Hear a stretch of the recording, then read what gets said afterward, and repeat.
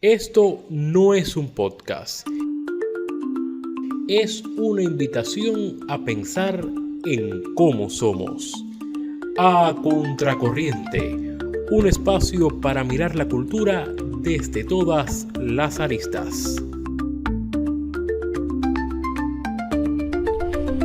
Bienvenidos a Contracorriente, un podcast pensado para hablar y también para entender la cultura desde diferentes miradas y también desde diferentes aristas. Soy Eric Méndez Díaz y me acompaña el profesor Omar González. Profe, bienvenido. Muchas gracias. Profe, dejamos en spoiler, dejamos pendiente en el tintero, en el capítulo anterior, un tema, y son las industrias culturales. Es un concepto que está en boga por estos tiempos. Se habla mucho de industrias culturales en la época contemporánea, e incluso importantes eventos culturales de nuestro país se han dedicado últimamente a ello. Pienso, por ejemplo, en Romerías de Mayo, que en su edición número 32 se dedicó justamente a las industrias culturales en favor del arte joven cubano. Y entonces salta la duda, ¿no? ¿Qué entendemos por industria cultural? Bueno, eso es un concepto que como el de diplomacia cultural que vimos aquí en otro programa, es relativamente joven. Es un concepto que data de 1944.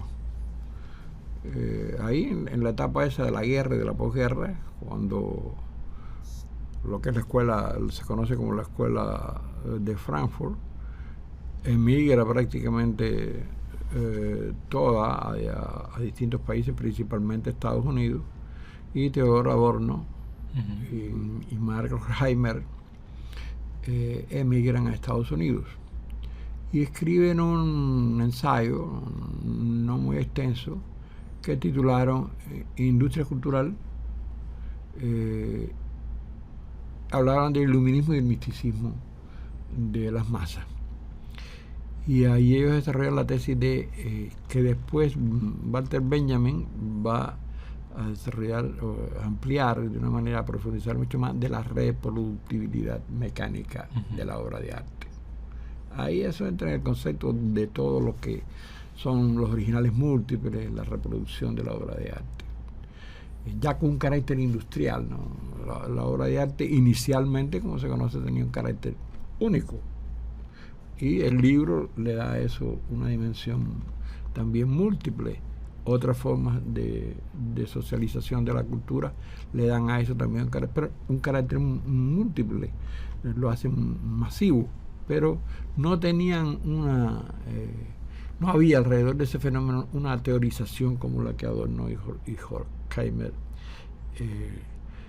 emprenden, ¿no? Y a partir de ahí se empieza a introducir el concepto de las industrias culturales. Las industrias culturales no son más que eso, que la reproducción, ya con carácter industrial, de los contenidos, de los diferentes contenidos en las diferentes manifestaciones artísticas. Y esa ampliación, esa extensión ilimitada de los contenidos va a dar lugar a lo que es la cultura de masas, que ya es cuando intervienen y también previamente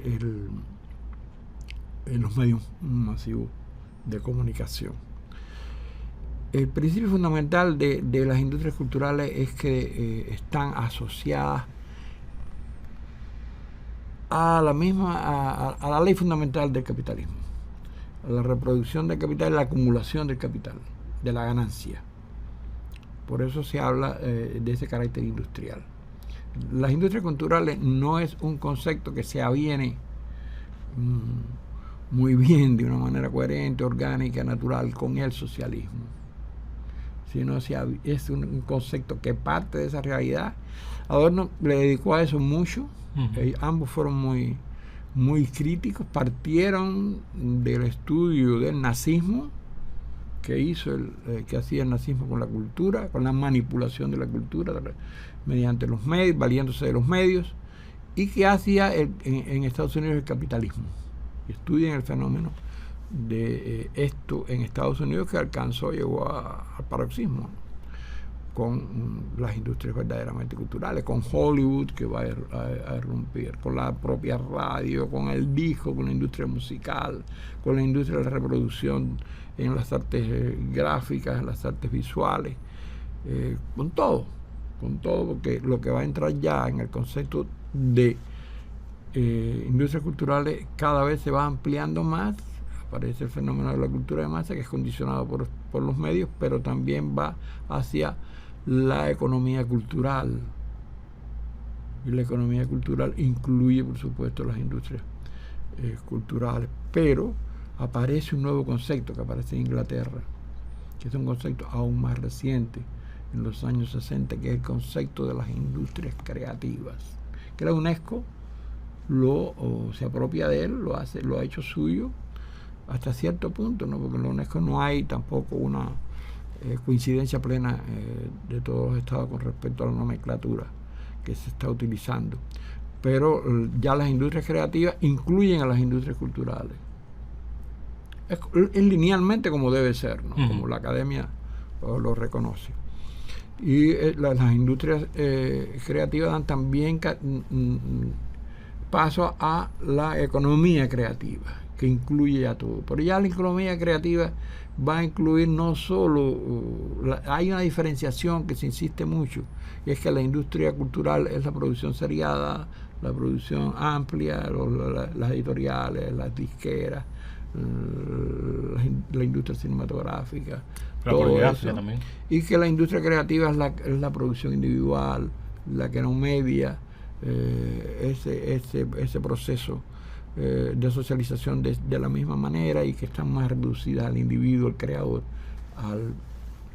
que hace y a la manifestación en sí misma artística, que tiene sin que medie ese carácter comercial tan devastador a veces, porque en aquel primer ensayo de Adorno y Horkheimer se insistía en cómo el artista perdía la autonomía sobre su obra, cómo el resultado, ¿no?, a partir de las industrias culturales era que se perdía la autonomía del arte, y se perdía y además se creaba cierto conformismo en el espectador. El espectador que va diariamente a la fábrica, y que ese mismo individuo llega a su casa y necesita desligarse, lo que hoy decimos desconectarse, y entonces cae en manos de la industria cultural. La industria cultural, la Munsen, creo que era la palabra en alemán, lo toma en sus brazos, lo van moldeando, modificando, manipulando y convirtiendo en un ser que se mueve a su antojo. Ve esta telenovela, ve esta película, todo masivamente, leen este libro para recrearse, para reponerse, para al otro día entregarle el valor de su fuerza de trabajo al capitalista, al dueño. Pero por la noche, o por el momento en que están en la fase en que necesitan eso que se llama entretenimiento, ese momento cae en manos de otro capitalista, que es el que controla la industria. Nosotros tenemos que tener cuidado con estos nombres, con estas categorías que le damos acríticamente, y a veces de una manera muy ingenua, y debemos buscar nuestras propias categorías.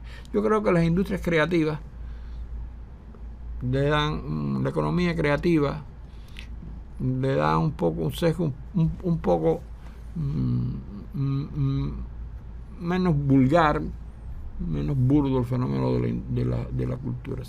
La industria cultural, pensemos siempre cuando hablemos en términos de industria cultural, en Hollywood.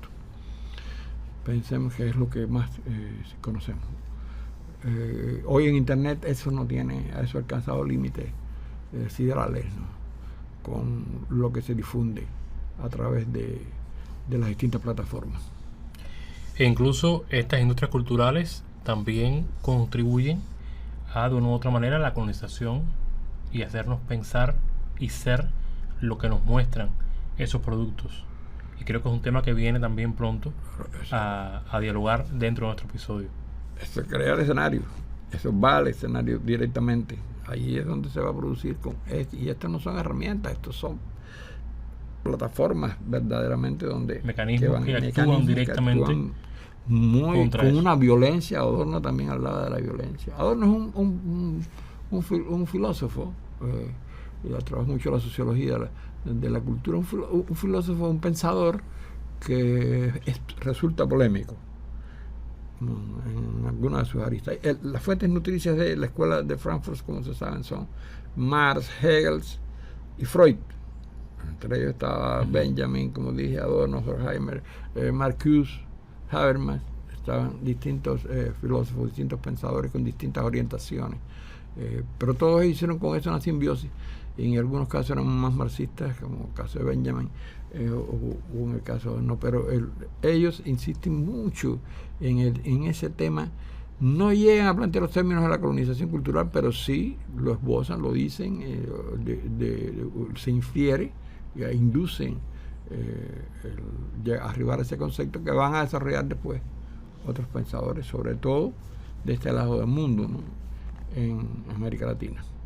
Pues bueno, queda servida la mesa para el próximo episodio hablar justamente de colonialidad del ser. Todo es muy rápido, y del pensar. Todo es muy rápido, todo es breve, mucho más complejo. Es una forma únicamente también de provocar la investigación, de buscar otras aristas y de presentar un tema que puede ser interesante. Aquí nos quedamos nada más que en Adorno. Nos quedamos en Adorno, no hablamos de los pensadores más recientes, como García Canclini, por ejemplo, que ha trabajado tanto el tema de las industrias culturales y que para nosotros en Cuba también este es un tema que se ha estudiado y que se ha tratado de encontrar, y se ha encontrado aristas originales.